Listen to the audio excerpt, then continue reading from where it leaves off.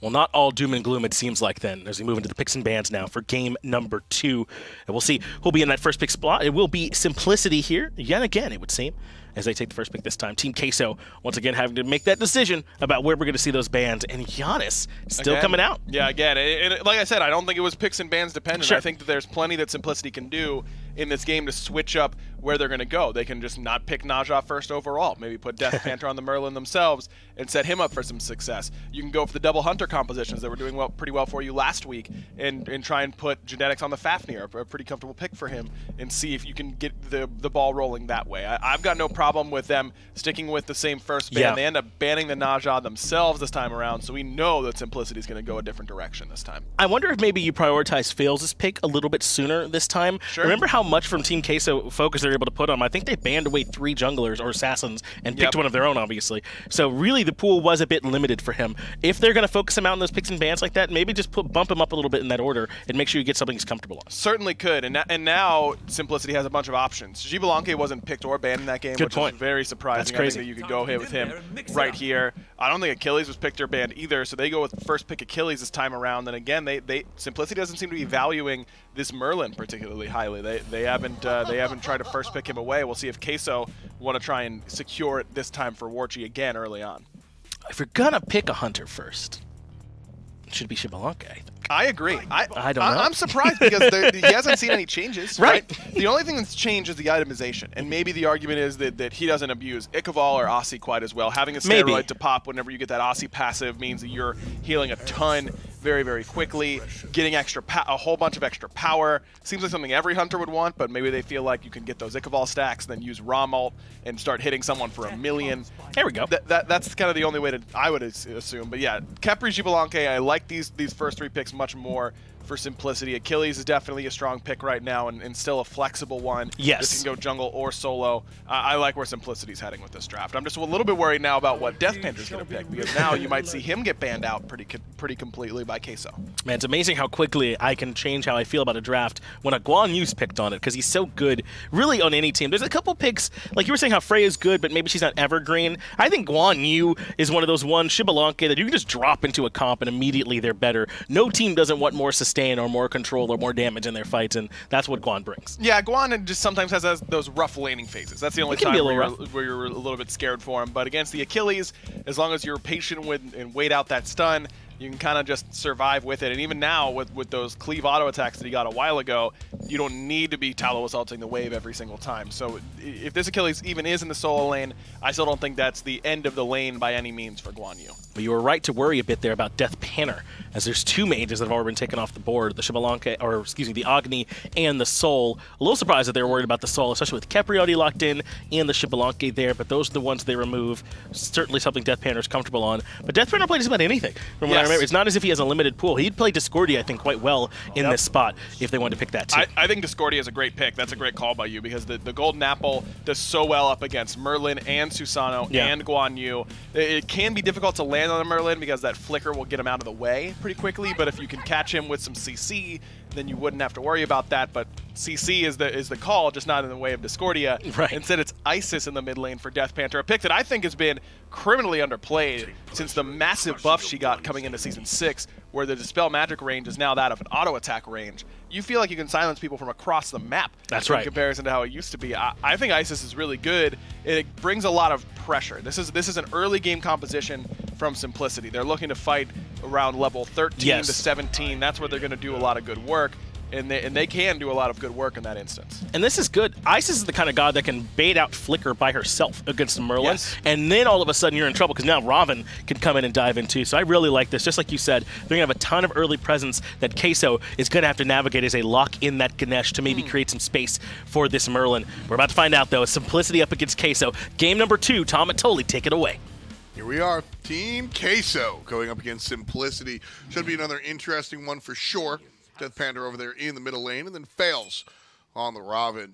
And like Ryan said, this is absolutely a team that wants to get up and start things early. They are early risers for sure. You look at everything from Isis to, I guess perhaps Gibalanke is the odd the odd man out fails, and Death Panther will certainly be looking for this early game. I think Genetics is also a little bit more mid to late game focused, playing this Khepri, switching it up from a Naja all the way to a defensive style Khepri. They respect the potential rotation out of Julio. This time also switching things up for the Khepri in terms of going from the horrific emblem straight to the sprint. They don't want to get caught off guard yet again. Yeah, a nice little adjustment there coming out from Simplicity. And, a ward as well. You can see Doug pointing out that there's the ward vision here, making sure that Queso weren't able to surprise Simplicity here. So really nice adaptation from the blue team for sure after the strategy from game number 1 brought out by Queso. But they still are able to at least execute it and allow it to become a purple buff invade. No first blood for Julio at 1 minute in, but that's fine, I think, if you're Queso, knowing that they have the purple buff invade that they just got. Oh, Maybe wow. a kill on some Fails. Oh, wow. Fails just all of a sudden blown up. Warchi and Worst Turtle making it happen. Folks, we said that they wanted to get off early and often, but I said Team Simplicity, not Team Queso. No, that's the wrong way. That's Merlin right there. You don't want to take those fire shots from those dragons, just spewing it in the mid lane, clearing the archers and clearing the life pool out of Fails at the same time. Worst Turtle overshooting his target a little bit, but a level 3 Isis, not the most dangerous Isis in the world. So it's just going to come down to the first blood now, and this time it goes to Warchi. Maniac getting cut down here by Julio as well. The Guan Yu, an interesting character. We've seen him kind of return to what we've seen here in the solo lane. Should Maniac be saving that stun to interrupt the Taulo or no? No, not at this point, because honestly, it's the same cooldown, I believe, between the stun and the Taulo Assault. And when you're dealing with that many archers anyway, you're going to get outcleared because they go on you cleave attack after the hit chain. So there's not really a way that you can stop his clear. But like this kind of start from Julio has just been too much, I think, for Maniac to handle, because he's not missing any experience. When Julio teleports back to the wave, he's getting all 6 minions. He even shares some of the dual lane. He's just enabling the purple buff invade, which still allows the Queso dual lane to get a little bit of an advantage. And this is why you're seeing Julio sit at level 4 compared to Maniac's level 3. And just continuously push Maniac onto the tower. Big plays from Julio.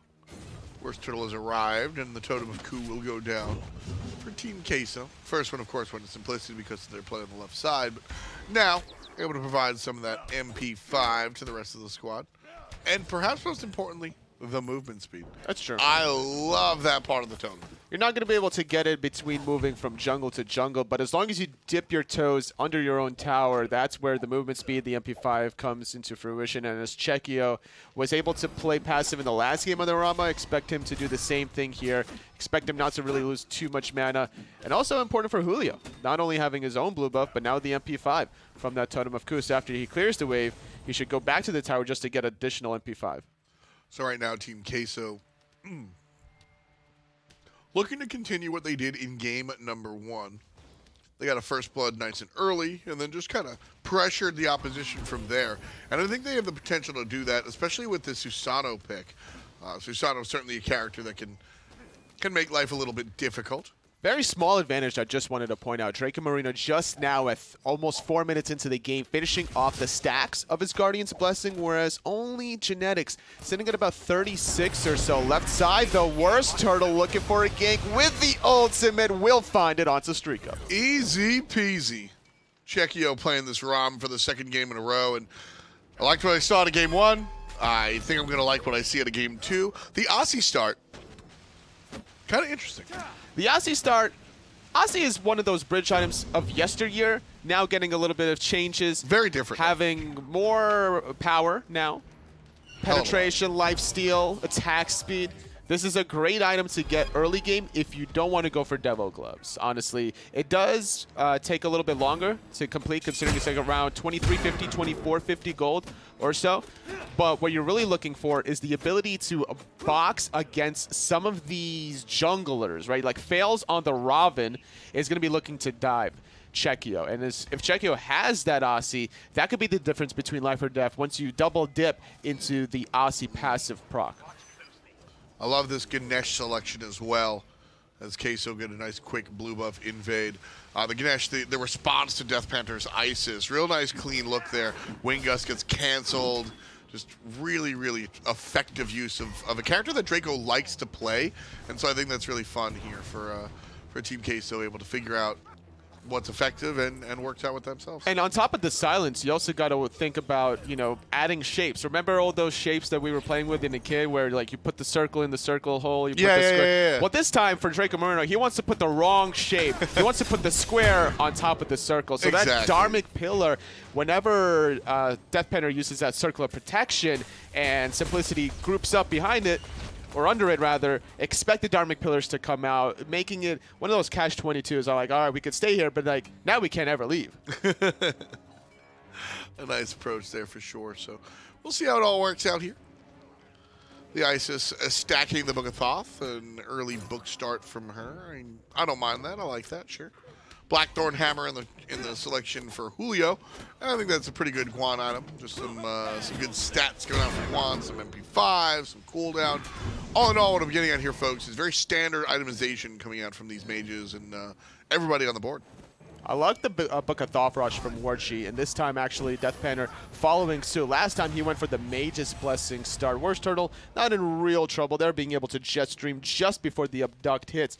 And this is where Simplicity needs to like look for these kinds of picks, but they're not really too presented the way because Queso has been positioning themselves, grouping around their own wards, making sure that there's at least an additional member beside them, so even if they do get caught off, they have some sort of protection waiting in the midst. Genetics here just sniffing around. Want to see if anybody's going to be out of position. A miserable game for him last time around, if I could be a little bit critical. Just not exactly the game that he wanted to have on the Najad. Wasn't able to get off early because of a nice start from Team Queso. And then low protection build as well kind of kept him under the thumb of whatever Queso really wanted to do. Right now, he'll be separated from his team. Maniac comes from the top, and everybody gonna collapse on top. Nice save from Genetics, but you know, that ultimate's down now. Worst Turtle exits stage up.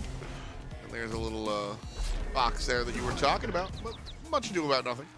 Just a disengage at the end of the day. This 4-for-4 doesn't really go anyone's favor. Maniac's low, as is Worst Turtle. More ultimates.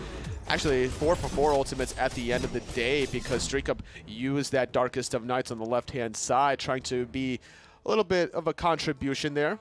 But losing the red buff now, Czechia was able to push out the wave, bully out Streak Up, and invade the red buff out of Simplicity.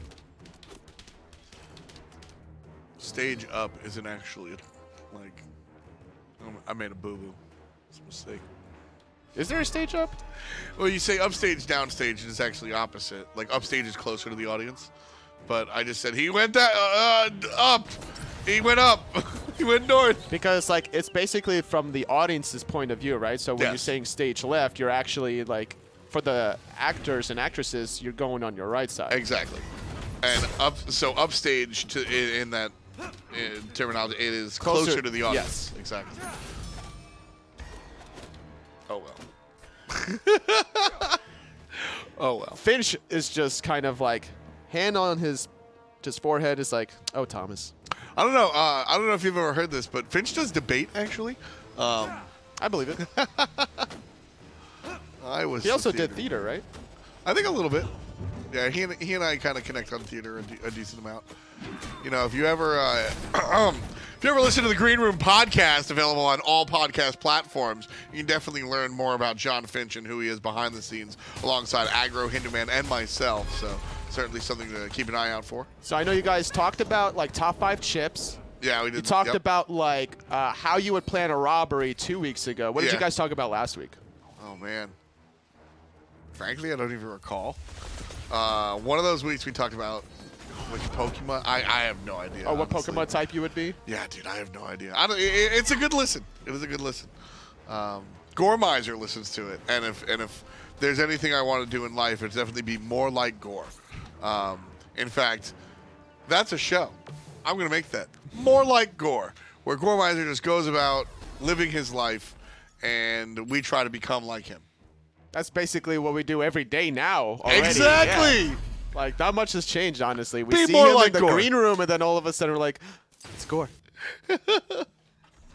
Gore Miser, of course, one of our resident Paladins casters. Used to be around the Smite scene for what it's worth. So you might be familiar with him. Did some Hand of the Gods action as well. Oh, with, the Hand of the Gods. I remember that. La Tigris. Yep. La Tigris. Oh, La Tigris. Gabriella La Tigris W. Allen. W. Allen. You had to remember that for the show, I bet. Well, it's the full name. It's the whole thing. Julio going for it. Nice block, but no kill potential here. Stun to interrupt. 10 minutes in, a little bit quieter than our first game for sure. But Team Queso still very much so in the lead. About 20, well, over 2,000 actually. Kind of nice there. Again, just a slow burn from Queso, able to just find... Ooh, good stun onto Draco Marino, but Genetics was too far to the left to find the root and the abduct follow-up. A little 4-on-4 action posture, rather, over these left side mid-camps. Both of them going to Queso, as Oracles are down. What is this, as season well. 1? It kind of feels like that, doesn't it? Where you're looking for a Hand of the God action right on the mid-camps. Yeah, just like, oh man. Back then in season 1, for those that haven't played Smite for as long, maybe we'll get back to memory lane in a moment. Draco Marino in a bad spot, surrounded by Simplicity. And as simple as that, the first kill goes to Simplicity. They're going to talk about the Gold Fury. I don't love this call. I do. Oh, they have Isis. They have That's circle why. protection. Yes, that is exactly why they want to go for it. And without Shekio's ultimate, they're going to go for it. But a Typhoon all the way in the back line. Genetics doesn't even have time to get off the ultimate. And Phaelus in the back is also going to fall down. Chekio is still alive. And just like game numero uno, they're going to snatch away the Gold Fury, win the team fight, get the objective, and laugh their way to the bank. 4,000 in the lead at 12 minutes. Team Queso turning up the spice. What Simplicity needed to do was kind of think of a way to rinse and repeat the engagements. Look for wave 2 before fully committing to the Gold Fury. Popping, well not popping, but using the circle protection that early in the Gold Fury engagement allowed the Typhoon to be more effective. If they baited that out and reset without circle protection use, once the engagement actually happened, their circle of protection can mitigate a lot of that damage, allow for the heal, and also Genetics getting knocked up during that Typhoon without the use of the Scarab's Blessing. Now Death Panther dies, Genetics dies, the team fight just all goes to hell. Real rough stuff there, but a great play from Worst Turtle. Certainly looking like the best reptile right now. Are turtles, reptiles, or amphibians? I don't watch enough Discovery Planet to know this stuff. First of all, Discovery Planet, I mean, maybe you were avoiding branding, but that's a mishmash of 2 different channels. Second of all, I'm pretty sure they're reptiles. They are cold-blooded. They do lay eggs. Amphibians, I believe, don't lay eggs. Frogs have little tadpoles that grow into frogs. You ever have frogs? I really like frogs. They got these big hind legs. I dissected a frog once, Tom. That's gross. Yeah, we went there. You're done now with the frogs? Draco Marino trying to hop away there. Tier 1 tower being aggressed on. Julio dealing with Maniac in the jungle. Queso, interestingly, what are they doing here? I guess they're trying to drag Simplicity into a bad fight. It seems that way. But I think that there's good potential for Simplicity to look for these picks. They have Isis, they have the Khepri as well, but they're the ones getting isolated. Now, Maniac caught alone, taking a whole bunch of damage. Worst Turtle able to disengage very cleanly without even using the beats. Meanwhile, Maniac finds himself below half HP at this point. Julio still just pressing dub. Not going for it. Simplicity are not playing their composition the way they should be because they're not forcing any sort of defensive relics. Maniac now going to get pulled back and forced to use that Fatal Strike defensively, and there was no real hard commit. And that favors Queso. Anytime they're able to, like, poke out, no commit, poke out, no commit, poke out, no commit, they have the Guan Yu heals. And that's always going to benefit Team Queso because of their ability to just get back in there. And what a grab from Worst Turtle. He had Mystic Rush, but he couldn't jump over the Tier 2 tower. The ultimate through the Tier 1 tower. Chekio finds one. Scarab's Blessing onto Streak Up. Will save his life momentarily, but the damage has already been done. There's the dash. Worst Turtle finds kill number 4. And at 15 even, Team Queso slinking back into the jungle, snatching away the red buff one more time. The Primal Fury has yet to respawn, and so just a relinquishment of control for now. But the wind in the sails of Team Queso Very much so. That was an example of Queso boxing Simplicity into a small little corner, slowly pushing their advantage, getting Maniac low enough to get him out of the equation, even using that jet stream to feign pressure. It wasn't even like a hard commit from Worst Turtle, but then all of a sudden Fails wanted to punish Worst Turtle for using that ability. But the problem was, Worst Turtle had a couple of teammates right beside him, and Fails caught a no man's land using the overhead kick and didn't have the window of opportunity apparently to use the Mystic Rush, and without your jungler, the rest of the team fight Queso just forcing it all the way down that tier 2 tower, using the range from Chekio's Astral Barrage, the sustain from Julio, and all the poke that gets traded out between Simplicity and Queso goes the way of Queso, knowing that they have this Guan Yu, only a Divine Ruin from an Isis thus far for anti-healing purposes. Maniac getting hit now. He's stuck, knocked up, and just controlled.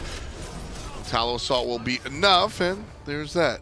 30% cooldown reduction for Julio between the Blackthorns and the Breastplate. He uses the dash to mitigate more cooldowns and his Conviction heal with Worst Turtle right beside him. An easy pick onto Maniac that hasn't had the most pleasant of a set thus far. And between 9-1 on the kill count, Simplicity have a long mountain to climb for this one. Tier 1 tower on the right-hand side goes down. Nice job there. 9-1 so far. Team Queso trudging forward, trying to take this victory. Death Panther in the jungle, just watching. This is red buff gets taken away. No real plans there. At this point, Simplicity can only watch as they lose their buffs because they can't do anything. They're the ones getting aggressed on. They need to look for somebody out of position, but they can't when Queso are the ones grouping up and forcing the issue. There's the dash forward. Death Panda with a big old heal and streak up. Oh, he gets saved by Genetics. That's pretty crazy. No, but he's not going to be safe for long with a Tallow Assault. Meanwhile, Warchi takes out Death Panther, getting caught in no man's land. Maniac going to get knocked up as well. Fails at least answering out, trying to answer it rather. Warchi's so dangerously low, finally gets taken out, but not until 4 members from Simplicity have fallen. Again, Warchi, just like game number 1, trades his life out for the majority of the enemy team and a Gold Fury after the fact, more specifically a Primal Fury. This will be the first stack. Genetics is here, threatening, but I don't know how much he can really threaten. Draco They're looking for him. I want this Khepri. More importantly, they want Khepri off of the Gold Fury. And now they'll just settle for the Khepri. Seafood for dinner, boys. Draco Marino laughs as he takes down Team Simplicity's support player 14-2. Not a pretty sight if you're a Simplicity fan, but a great look if you're a Queso fan, being able to dominate Simplicity. They have some notable names in the SPL experience. Maniac as well as Fails, Death Panther, all making their presence in the SPL, but this time in the minor league, hasn't had the kind of success that you would think going into Season 6. Yeah, not quite. We've seen some ups and downs, though. Some ups and downs, and all ups for Team Queso, honestly.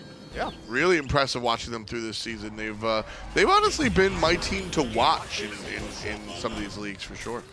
Formerly known as the Poppies, always curious as to when they are about to start playing with strategies like this, especially. I'm a Queso fan. Just pushing forward here. Over 10,000 gold, Simplicity Senior. Trying to make it happen on the right side of the map. They could look for a pick and then Fire Giant. They honestly could just barrel down this lane.